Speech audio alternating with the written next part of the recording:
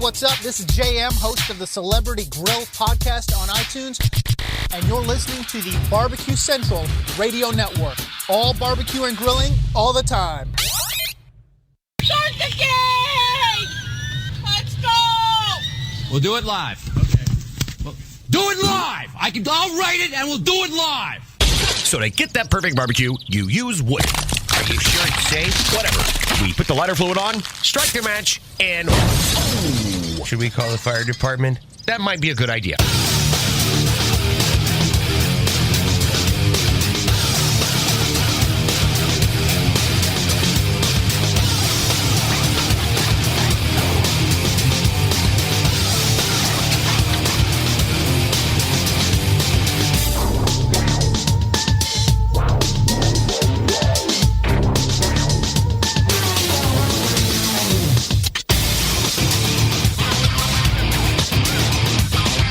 Good evening and welcome to the Really Big Barbecue Central Show. This is the show that talks about all things important to the world of barbecue and grilling. Broadcasting live and direct from the Rock and Roll Hall of Fame city of Cleveland, Ohio. I'm your program host, Greg Rempe. Happy to have you aboard here on your Tuesday evening. If you want to get in touch with me tonight, two different ways to do it. It's a phone call, it's an email.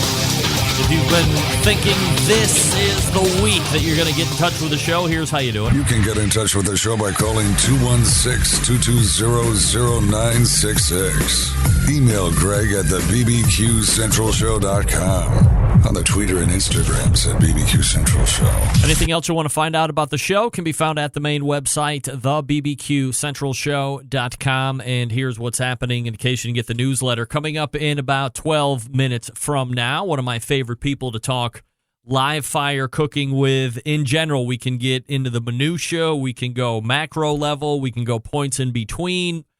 Certainly never a shortage of opinion, expert take, and everything in between as far as that is concerned as well. She has her own personal blog. She's got her own personal business website, captain of industry here in the live fire industry, and always enjoy the time we get when we can sit down and do a 2-segment first hour like we're going to be doing here in a few short minutes. That is, of course, the creator of the Hardcore Carnivore brand, Jess Pryles, will be joining me, JessPryles.com, HardcoreCarnivore.com, if you want to check it out before she jumps on with me. That will take up the balance of the first hour. Absolutely. Then we will move to the second hour. The second hour finds the revisit, the refire, the rekindling, whatever live fire pun I can figure to throw out here over the next couple minutes. That is the fastest growing, one of the most popular recurring segments that we have on this show. Of course, I am talking about Doug Scheiding and Steve Ray and John Solberg and David Huff, Tennessee, Texas, Oklahoma, and Michigan, not respectively and not in any general order. It is the Embedded Correspondence segment this month, and specifically this week. And boy, do we have a lot to cover. A varying array of topics to all jump in on, weigh in on, rebut the butt, all that. It's the talk and the banter you have come to know and love when the five of us get together and start to trade ideas and thoughts and topics on the live fire barbecue and grilling industry. So that's it. That's the whole show. It's more than 2 guests, right? It's, I guess, a total of 5 total guests. 1 guest will carry the balance of the first hour, that being Jess Pryles. And in the second hour, we will have the Embedded Correspondence segment, which is everybody's favorite. If you want to jump in, more than happy to have your phone calls and emails, 216-220-0966. Greg at thebbqcentralshow.com. Those are your 2 ways to get in touch with me if you see fit. I will just kind of mix you in, okay? Just jump you right in, front of the line if you want to call. Just be ready. If you call and then you hear the show, It's not like any other normal radio show or whatever show it is that you may or may not listen to, where you call in, you have the phone screener, then you're talking about what do you want to talk about, they're typing, and then you're put on hold, you're in a queue. None of that. We don't deal with any of that high-techery on this show. Instead, if you're calling in and then all of a sudden you hear the show, rest assured, you are on the air. You just got to wait for me to come to you, but you are ready to go. You're locked and loaded. So don't freak out when you hear the show and then get nervous, and then all of a sudden, boom, you're down. Don't do that. Be ready. Call in. When you hear me, you're on the air. I will go to you, and then hopefully magic ensues. You never know with a live show. That's why I always say, even though you can get the whole live show in podcast Wednesday, Thursday, come on. Who knows what's going to happen on Tuesday night? Nobody has any idea what could happen. Anything could happen. That's why we like to do it live. That's why we do it live. We'll do it live. Okay. That's right, Bill O'Reilly. We do it live. All right, 216-220-0966, Greg at thebbqcentralshow.com. Are you following me socially? Please do so. If you're not, on Instagram and Twitter at BBQ Central Show, /BBQ Central Show on Facebook, which is where a lot of you are watching the video feed right now. You can also get the audio-only feed on tunein.com. You can also get the video feed over on YouTube. I would suggest, if you're somebody that likes to chat with others, dump Facebook, go on over to YouTube, hit my website, thebbqcentralshow.com, and then click on the Facebook Live button at the very top. You can mix in with all the other folks taking place in the chat roll there. I am monitoring the YouTube side. I don't monitor the Facebook side, so don't be offended if I don't answer a question or get right back to you. I'll try to do that after the show concludes. But for now, it is YouTube because that is most user-friendly, as I say each and every week. Quick reminder about getting in your Barbecue Hall of Fame nominations. We are now just a little less than, or a little more than 2 weeks away from nominations closing. I am asking the loyal Centralites to get John Marcus into the Barbecue Hall of Fame this year.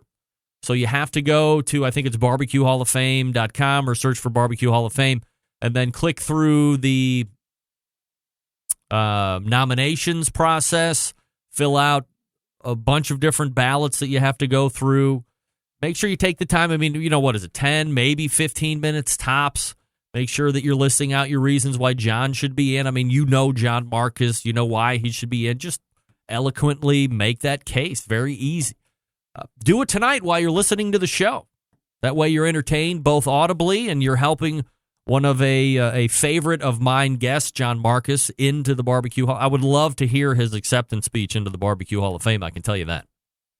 So please do me that solid. Again, nominations must be submitted by April 14th, the day before tax day, and I know nobody forgets that, especially me, because I had to pay this year, which I haven't had to pay in years. So thanks for the new tax breaks. More in my pocket, more spending. Yay! If you do follow me socially, you know that I was in Indianapolis this past weekend. And if you are a fan of high-end steakhouses, you know Indianapolis has really one of the most consistently, highly consistent, one of the most consistently, highly, I mean, it all just sounds bad. It sounds good in my head. It sounds bad when I say it. It has one of the most top-rated steakhouses anywhere in the country. You read it on magazines, you read it in blogs, all that stuff. You go to Illinois Street, and then St. Elmo's is right there. St. Elmo Steakhouse since 1927. And we brought the whole family in because we had the big volleyball tournament, the Mideast qualifier, right at the convention center downtown. While we stayed maybe 15 minutes out, we stayed in through the afternoon wave on Friday and then had dinner reservations at 9 o'clock. And man, let me tell you something. For as many times as I have been to a steakhouse that has missed expectation, there was a tremendous amount of buildup going into St. Elmo's. I have to admit, by the time we were walking over there, I was pooping myself a little bit because I was hoping that it wasn't going to miss. And let me tell you, when it was all said and done, perhaps the highlight of the week was indeed St. Elmo's. And I'm not even kidding. It was fabulous. Fabulous. No steak went back. All steaks cooked perfectly. My server, Mark, our server, Mark, was absolutely professional and helpful and gregarious. A truly unique and special dining experience. Certainly it can get a little expensive. And 60-day dry-aged steak for me, so that's been the longest push out in the dry-age funk factor that I've had so far. I had 45 days at Red here locally, but 60 days is currently my furthest out. And it was absolutely delicious. Everything I had hoped for. What I have noticed, though, even at 60 days, I could push out further. I could go probably 70 days, 90 days. Maybe get me into that 120. Let's double it up. So we'll be looking for that. If the opportunity should avail itself, I'll go more funk. I'll see where the funk factor for me stops. But once again, thanks to St. Elmo's for a great dining experience. Not comped, fully comped by me and my wallet. Absolutely spectacular. You got to go. And the shrimp cocktail, out of this world. Melt your face off hot, but really good. All right, folks, let me talk to you about a great new book soon to be released. We are literally a week or so away from the release of this book. How great is it? It premiered on Amazon as the #1 new release in the barbecue and grilling section. It's called Grill Seeker, Basic Training for Everyday Grilling. Let me tell you a little bit about the author, Matt Eads. From the battlefields of Afghanistan, Iraq, Somalia, Bosnia, to his state-of-the-art outdoor kitchen, Matt Eads is looking to unite people through grilling. No matter our race, gender, sexual orientation, cultural upbringing, socioeconomic standing, or political affiliation, cooking over fire brings people together. Differences get set aside. That's why you should order your copy of Grill Seeker, Basic Training for Everyday Grilling right now. The focus of Grill Seeker, to show readers the gourmet grilling doesn't have to be just a weekend activity. No! Matt's tips and tricks will help you craft amazing meals and memories for your family and friends every night of the week. Memories of the camaraderie that grilling has created for Matt, dating all the way back through his teen years, and his time through the Marines fueled the desire to spread his passion for outdoor cooking. That's also the reason he started the United by Flame movement on social media under the hashtag United by Flame.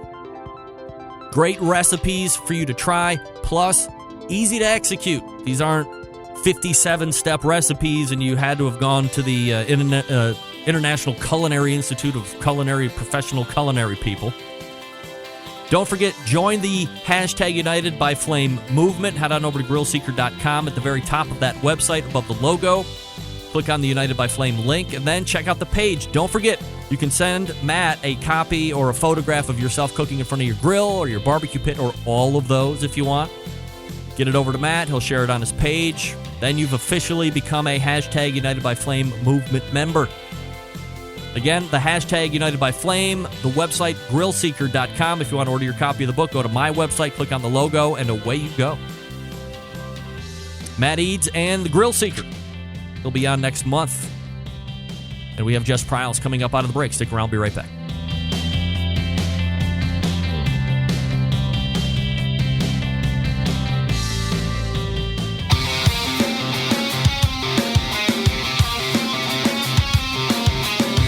Broadcasting live from the Barbecue Central Show studios in Cleveland, Ohio.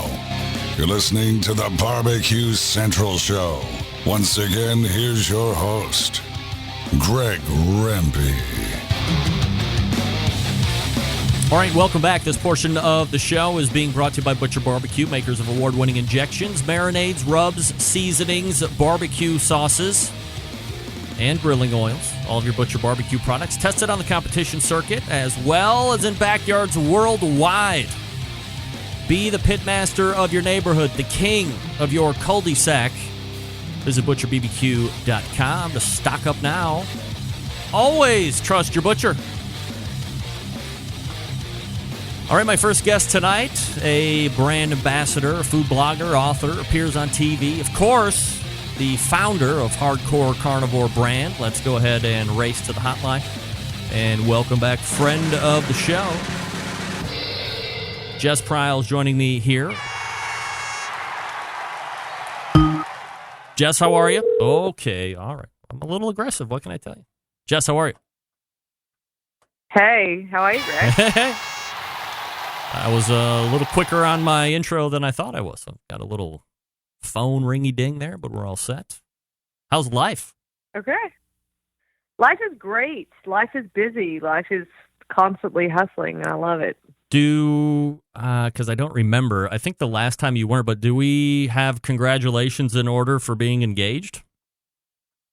Yeah, but we have more congratulations in order on being a business owner. Yes. That's what we're here to talk about. That's right. Hey, have you ever, I just did a open on my new found, 15 years ago, I was in Indiana. Have you ever been to Indianapolis by chance? I've never been. So 15 years ago, I was there for business, young punk back then, and the CEO of that company took me to St. Elmo's, and I almost remembered it being great. And then this past weekend, we were in for volleyball tournament, and I was like, we got to go back. I got to see what it's all about. And it was absolutely tremendous. So I don't want to bore you again with the story, especially if you haven't been there. But do you find that it's, hit and miss a lot with some of these bigger steakhouses where expectation continues to build and build? I mean, in my case, it was well over a week or two when we made reservations. Then you're just constantly looking forward to it. And the build-up could be a little bit better than what you actually get? I can see how that would be a problem, but I haven't had that problem so far. Like, most of the places that I think have a great reputation, you can kind of you kind of figure out. So there are places that you just know are like world-class food joints. And then there are places that I think you can kind of get an inkling usually when they're resting on reputation, if you will, and you just enjoy it for what it is, Jess Pryles joining me here on the show, JessPryles.com, HardcoreCarnivore.com, at Jess Pryles, handles on all the social media as well. I don't want to spend an inordinate amount of time on this, but about a year ago, we sat down at NBBQA. We did a big interview about dry-aged meat, and you had just released that huge article. And I just wanted to touch base, a year later, and just get a feel from your aspect on, do you think that dry aging is still a thing, a movement? People want to continue to learn more and more about it, or is it leveled off in your opinion? I mean, it's still obviously going to be around, but do you think it still has the momentum that it did? Yeah, I think it may have slowed down just a tad in terms of, I guess, what I would call the recklessness of it. So people not really understanding what dry aging is and therefore how to do it properly. I'm still seeing people certainly interested in eating it. And there are people who have maybe even decided for themselves, you know what, that's just more expensive, a process that I want to get into, but thank you for explaining it. But it's still certainly as popular as ever in terms of like what we want to eat as hardcore carnivores. It's a delicacy.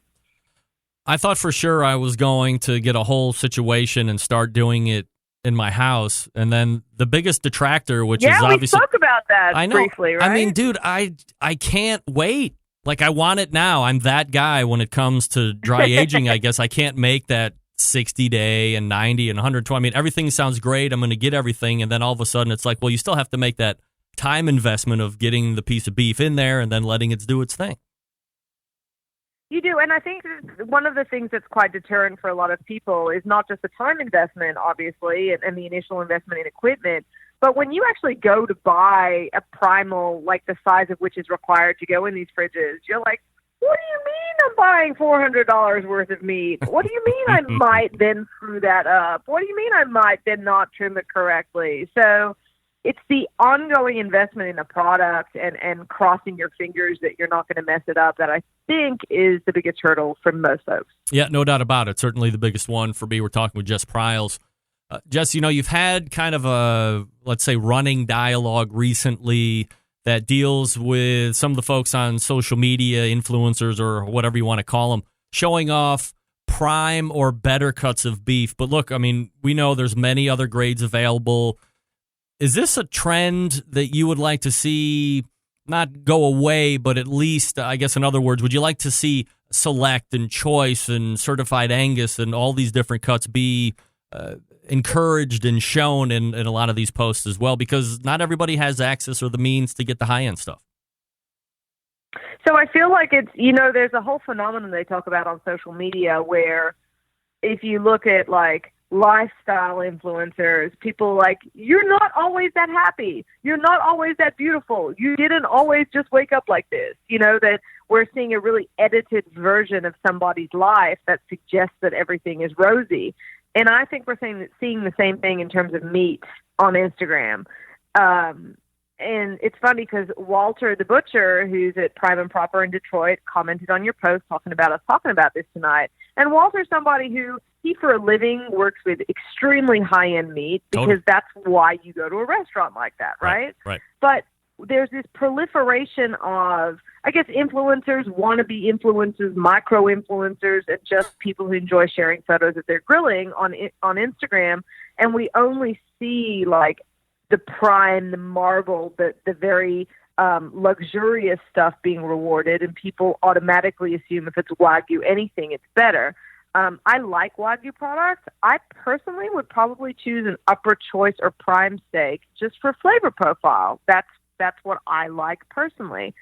So the problem with it is when you're seeing that all the time, prime only represents, depending on the year, 5 to 8% of the entire herd in the United States, which is over 90 million head of cattle.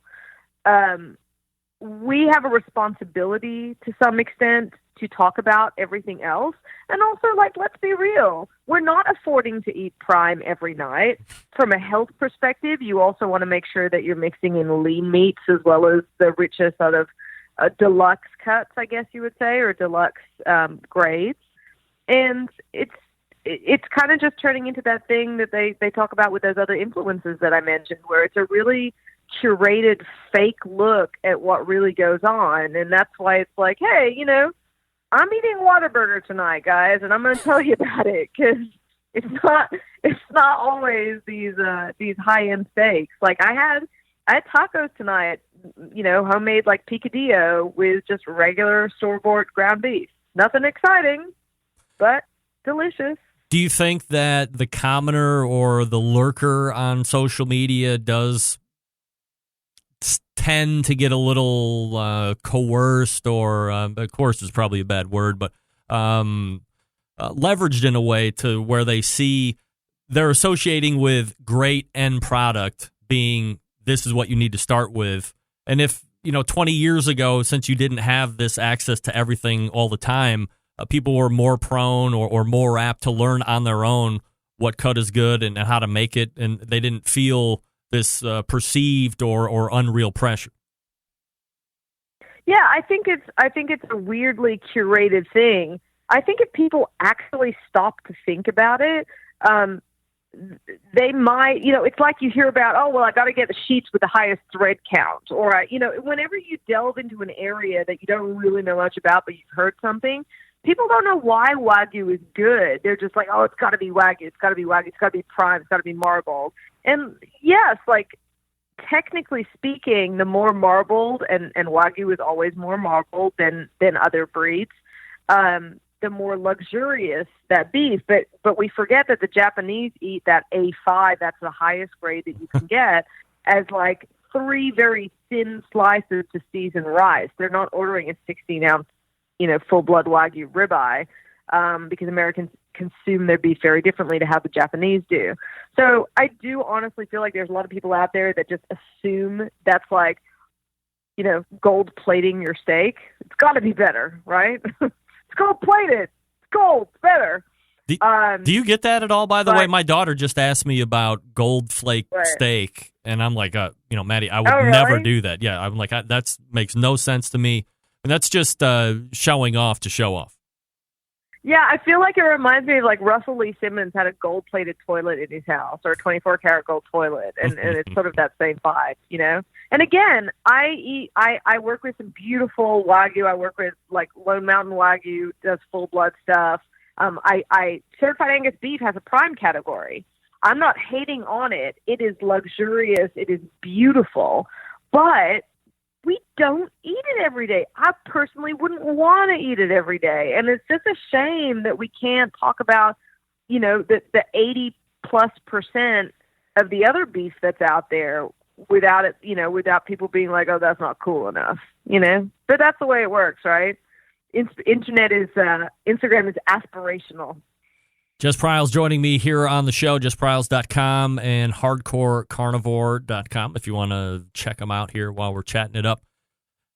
Let me talk to you about my new obsession. And boy, I felt it seems that my newest confessions always stem when Steven Reichlin is due up for a visit, and I've had to confess how non-robust my palate and food experiences over the course of 44 years. And I always hate doing it to him because obviously his breadth of experience is very wide and sweeping all over this globe of ours. But I just had lamb 3 weeks ago, last time I was in Louisville, and the owner of Pit Barrel Cooker, Noah Glanville, and his wife had me over for dinner, and he's like, hey, have you ever had the lamb? And I never had it. And so all of a sudden this whole thing was rocking and rolling, and I have to tell you, it was one of the most magical pieces. It was medium rare. It was, very simply seasoned, cooked obviously on the pit barrel, tasted great, and now I'm totally in love with it. So as someone who was obviously had lamb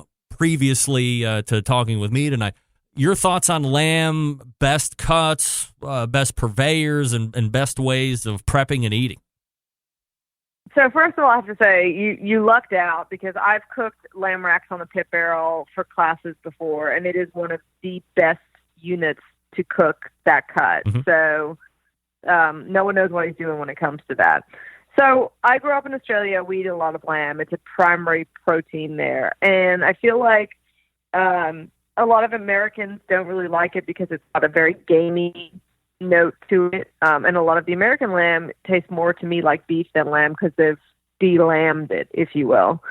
Having said that, you can get some great Australian lamb at places like Costco, and the two most common cuts you're going to find are rack of lamb, which is basically the loin. It's the same thing as getting a prime rib, for example. It's just the lamb version, or the same as a back strap. It's just got the ribs attached, and that's going to be hot and fast is the best way to cook that, and you want to try and keep it for sure medium rare. And then you're going to find leg of lamb very commonly as well, either boned or deboned or with the bone in. That's traditionally done as a roast. I've just done a recipe where I've smoked it. I got to be honest with you, I do prefer smoked lamb shoulder if you can get it. You can smoke a lamb shoulder treat it just like a pork butt. So you can smoke it to the point where you would let it all break down and then pull it. For me, even though the recipe really, it obviously worked for the smoked lamb leg, and I'm going to post that soon, actually coming up to Easter. But what I did is I smoked it, chilled it, and then cut it into thick steaks the next day and pan-seared that as leftovers. And I really feel that especially the leg cut just gets so much more flavor when you get that great kind of sear, that Maillard reaction on it.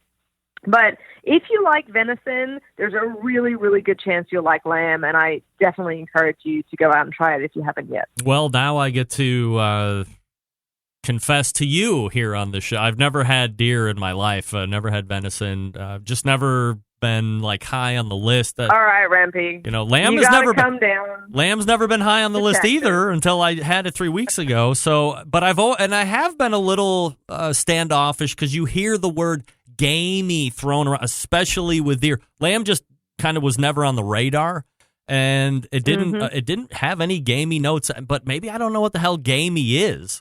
But the lamb was really good. Maybe. So if deer is like lamb, then obviously I'm all of a sudden a little bit more open to it before. But I guess the question I'm leading to is if you overshoot on temperature, you said, definitely want to keep the rack of lamb around that medium rare. If you overshoot, do you introduce more gaminess there, or is it just tougher and less appealing?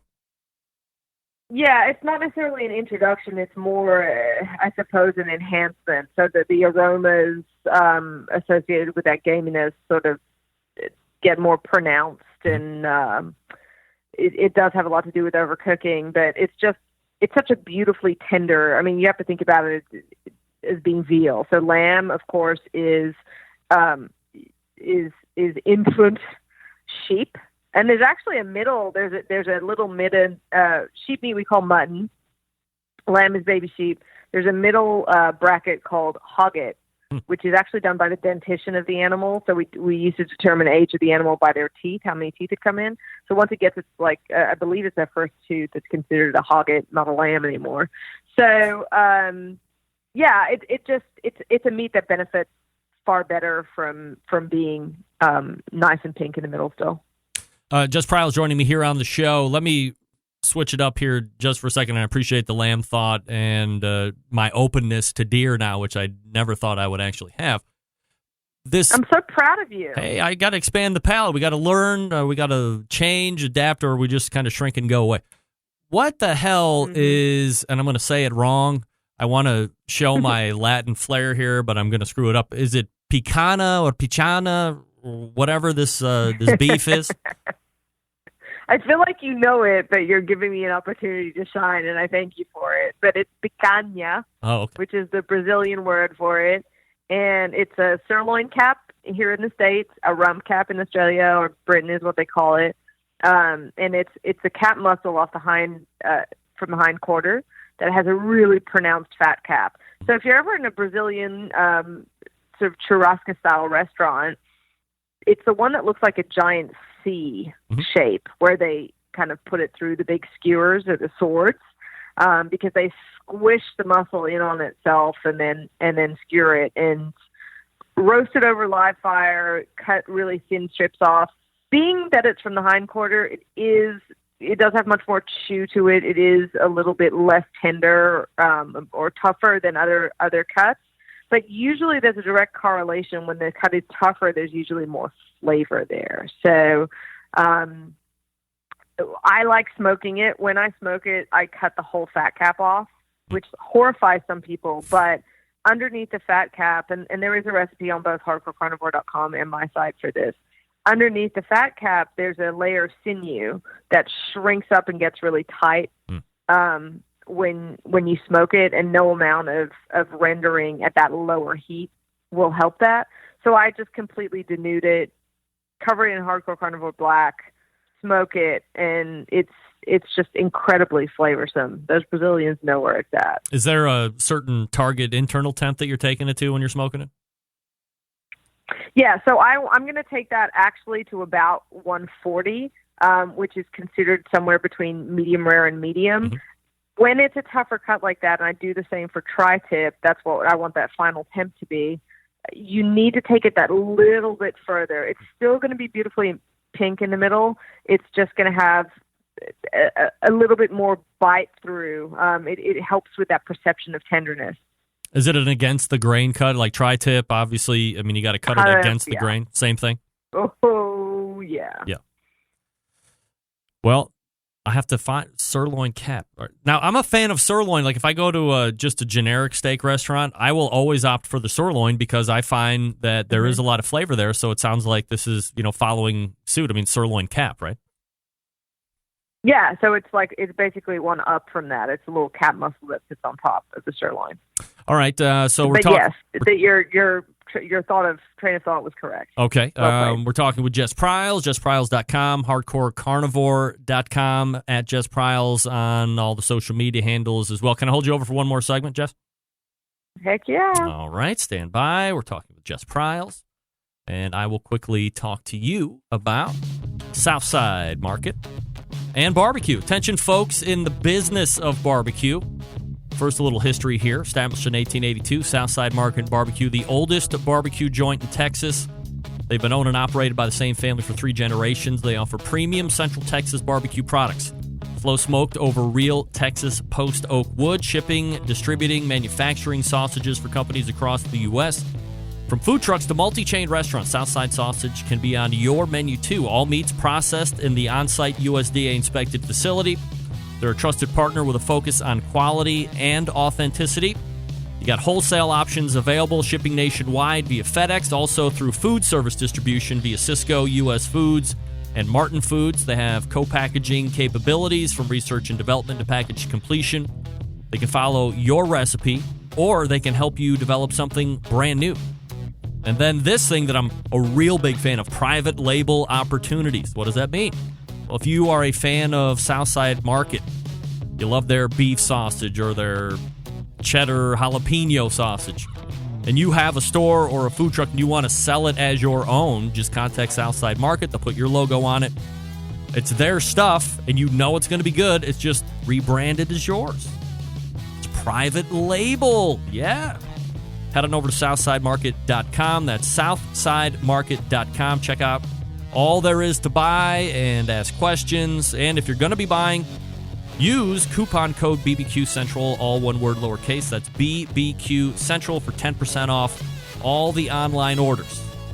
And that's code BBQ Central at SouthsideMarket.com. More Jess Pryles when we come back. Stick around, be right back. You're listening to the Barbecue Central Show.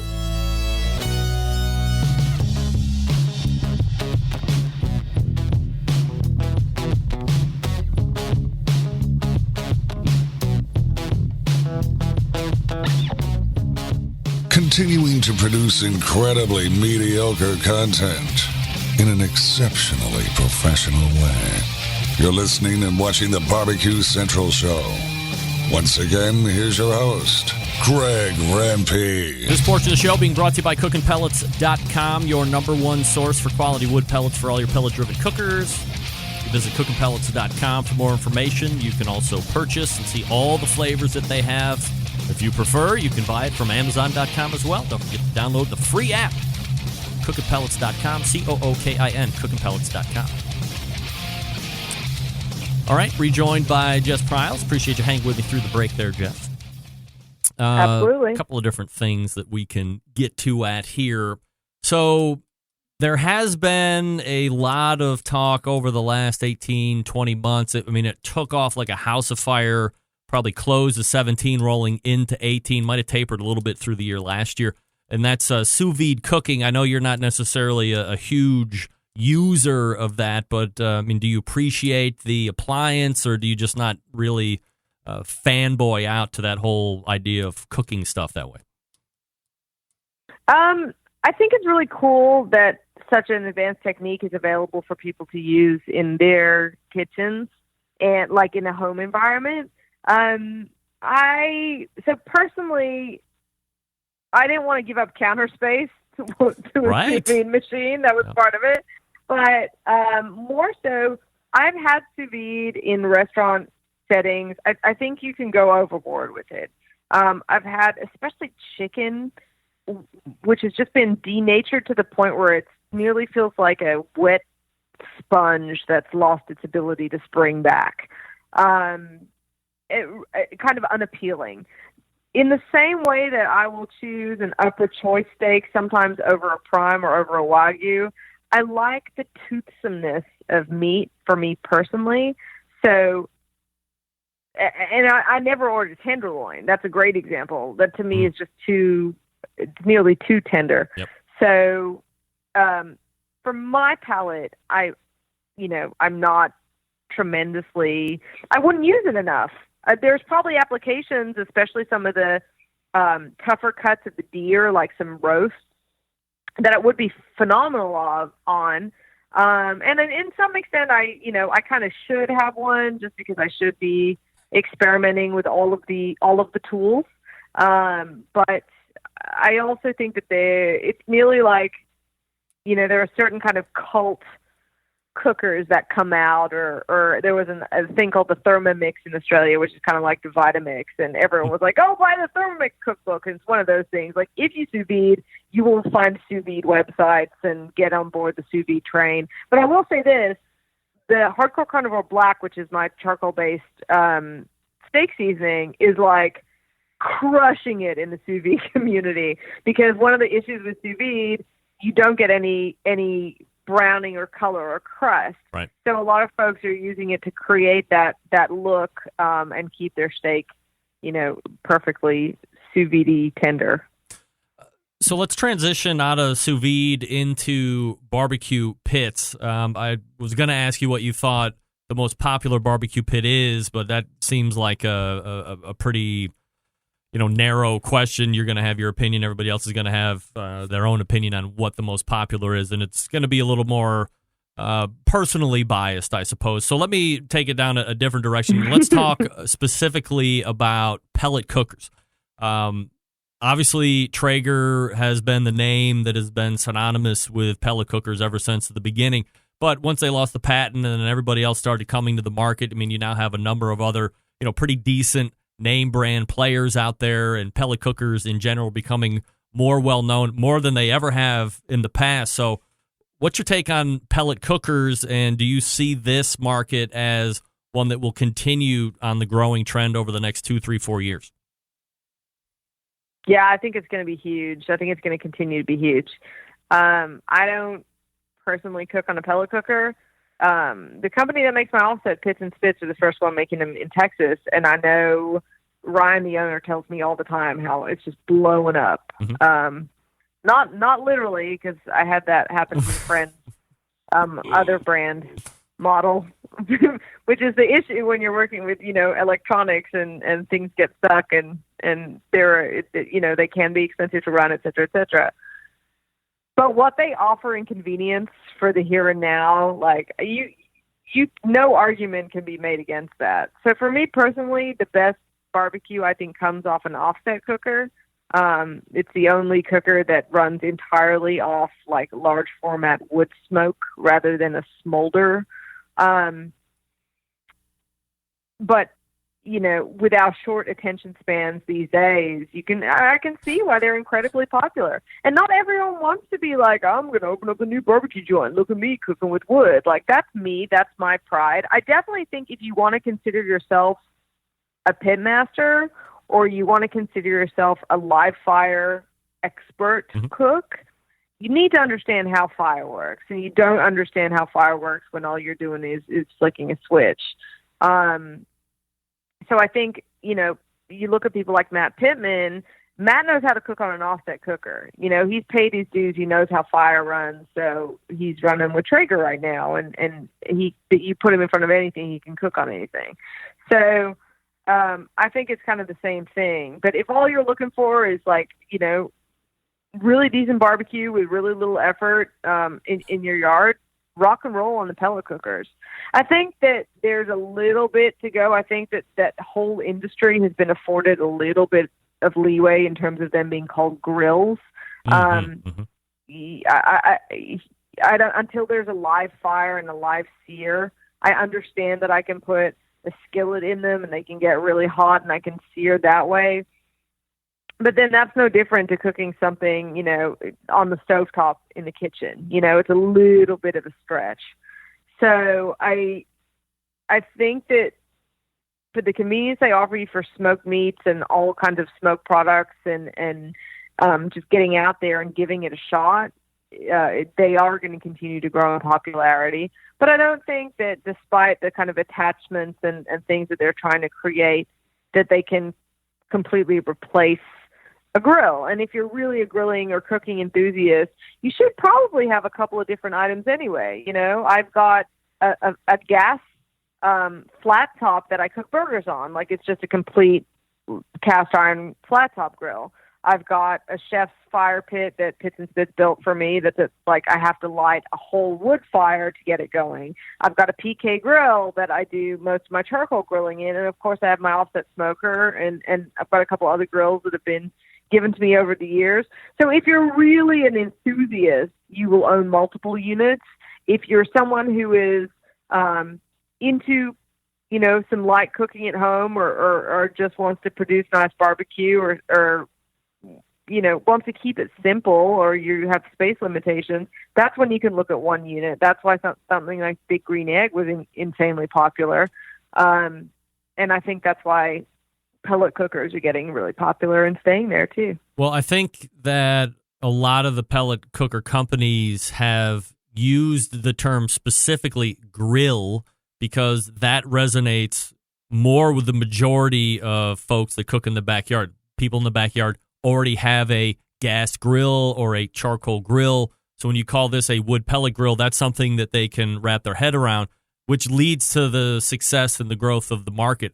Where if you called it a wood pellet barbecue pit or barbecue cooker, that might not be as appealing, or it might not be as well known as some of the other, as the term grill would be. So they latch on to that. But I certainly agree, and I've told everybody that I've recommended a wood cooker to, or a pellet cooker to, if you're going to grill on it most of the time, then this isn't what you want. You want to go out and get a grill. You can get to 450 degrees, but it's like you're putting something in the oven. You're not getting that direct flame or something that like you would get with the grill. So I certainly agree with what you're saying there, and I agree. I think there's going to be quite a bit of more popularity going into that segment as well.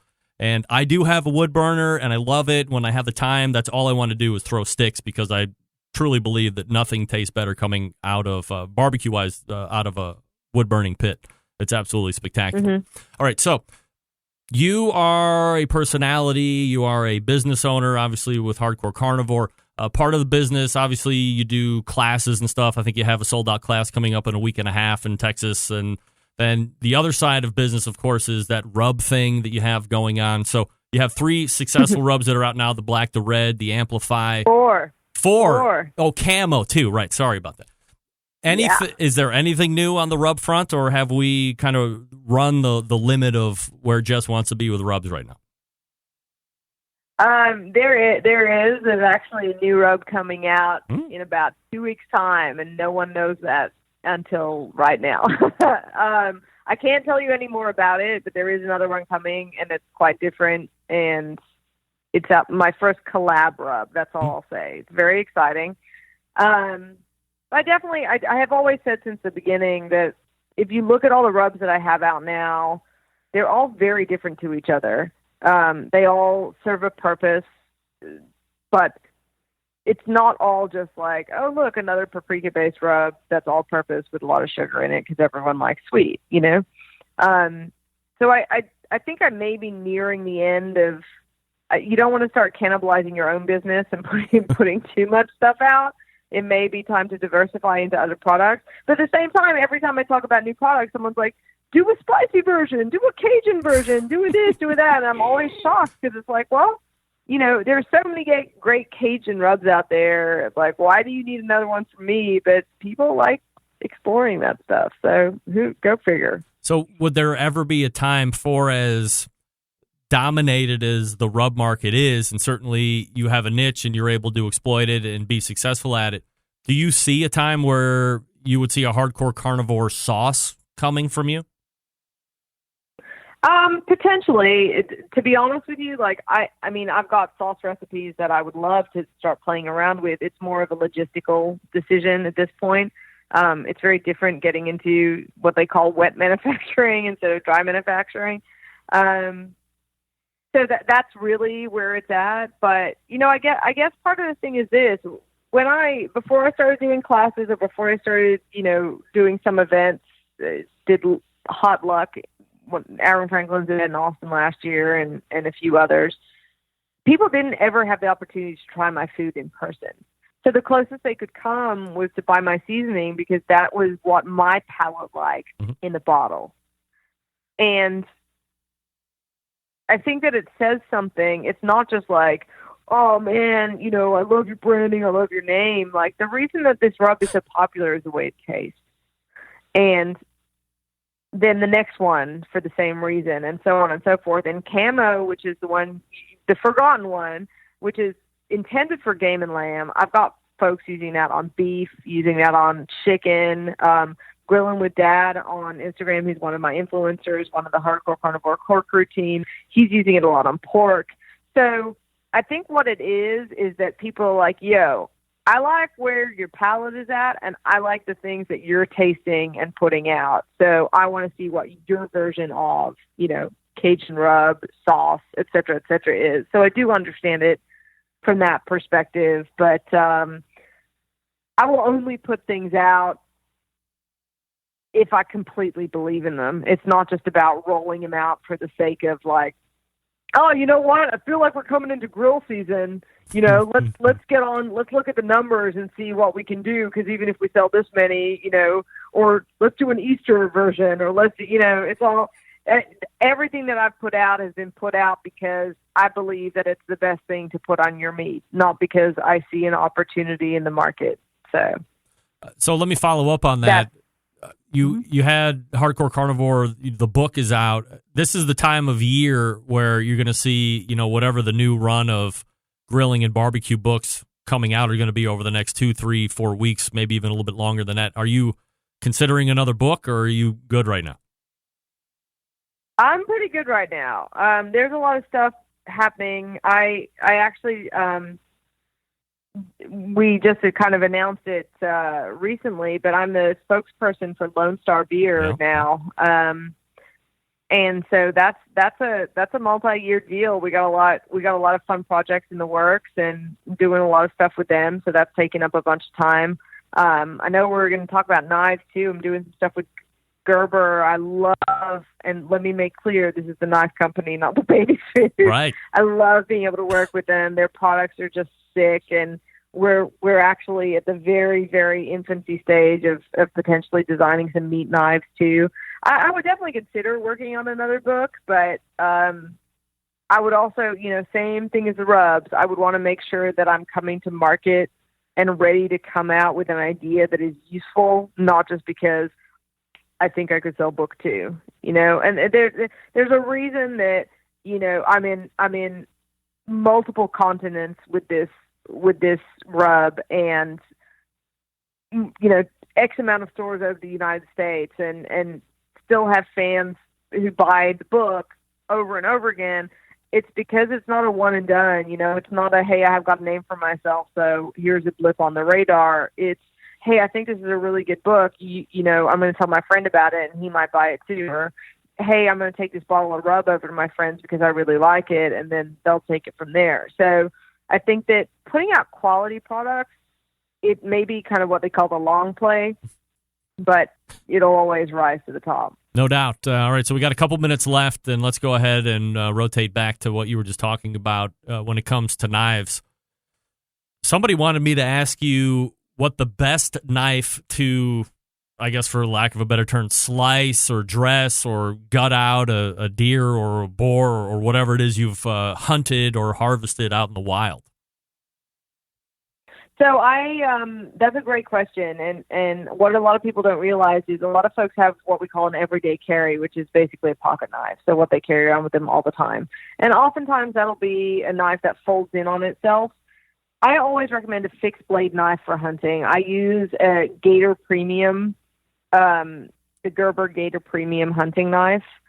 The reason that I like a fixed blade for that is because when you have something that folds in on itself, it means you have a lot of nooks and crannies. And when you are gutting a deer, a hog, whatever it may be, there's a lot of crud flying around. And it's the best way to make sure that you're cleaning your knife to the best of your ability is by making sure there's just no corners and bits and pieces where stuff can get in. The knife that I use, that Gator Premium, has a non-slip grip to it as well. It's got a really great shape to the blade as well, so I can actually use it for skinning.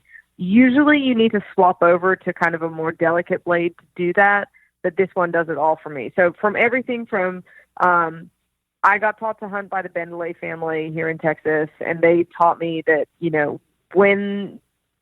after a safe amount of time of dispatching the animal, you should go over and try and bleed it out. So it's big enough to cut the jugular and have it bleed out. It's big enough to then use for skinning. It really is an all-purpose. Once I finished using a blade like that, like a nice fixed blade hunting knife, and I've quartered the animal, that's when I swapped to, it's called a Gerber Vital blade. So it's basically like a scalpel with a replaceable blade. I use that, and I use a boning knife. And I get into fine detail. That's when it becomes more like butchery. So I want the little scalpel knife or the Vital, and I actually have that on my website too, on Hardcore Carnivore. That's how strongly I believe in it. I started selling it. But first of all, when you're out in the field, or I'm not great at sharpening knives, having something that you can just like discard the blunt blade and switch out super quickly to a nice razor sharp one is super duper helpful. But the smallness of it, especially if you want to start breaking down those muscles, and especially anyone who's tried to process their own deer will know what a giant pain in the butt the silver skin is, and how that white kind of film can form over the meat the longer it's exposed to the air. So you want to get in there with a really fine blade because you don't want to sacrifice the meat. You just want to get rid of the silver skin. So all in all, for me, I 3 kind of ride or die knives in my hunting kit. The one fixed blade to do the heavy lifting, a boning knife. I always try and have a boning knife to also take out the back strap. If you think about it, like, butchers use boning knives for exactly the same thing. We really should be using a flexible blade knife to do that because we need to curve around the ribs to get that muscle out. And then that scalpel blade, the Vital, the Gerber Vital as well. Those are the 3 I would recommend. And if you've got those, you're pretty set with anything that comes your way. Is that like Gerber.com or GerberKnives.com, or what's the website there? It's Gerber Gear. Yeah, Okay. Gerber Gear. It's on Amazon. It's in all big, hunting and fishing retailers. The Vital is on hardcorecarnivore.com. And, their stuff is super affordable, which is really, really nice. And it's just good quality stuff. Like, I don't, you know me, Greg, you've known me a long time. I don't talk about stuff unless I actually use it and believe in it. You know that I knock back a bunch of stuff that other people would be happy to take and say, yeah, I'll take that $200 to talk about this POS. That's not me. Jess Pryles is Hardcore Carnivore, hardcorecarnivore.com, jesspryles.com, or websites at Jess Pryles on the handles for social media. And we have covered it all tonight. Jess Pryles, certainly appreciate you coming on and pulling 2 segments as always. And we'll talk to you soon. Awesome. Thanks for having me. You got it. There she is. Jess Pryles carrying the first hour and doing it easily.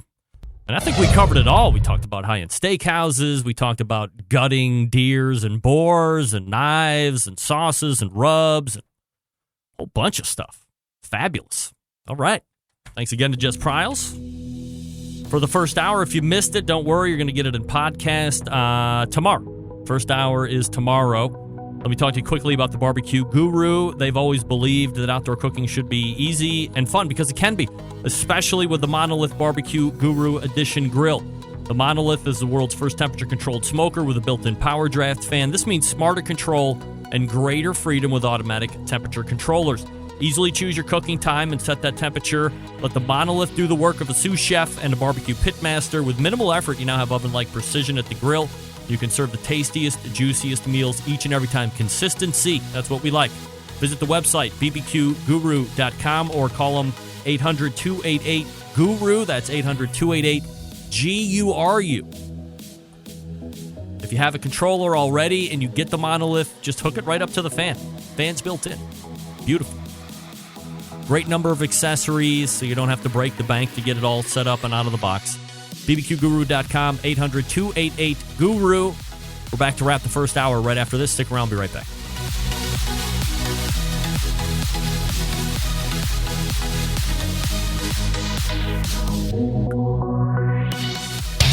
Big name interviews, advice on cooking brisket and ribs, and the only host willing to share his honest opinion on all things important in the world of barbecue. It's the Barbecue Central Show.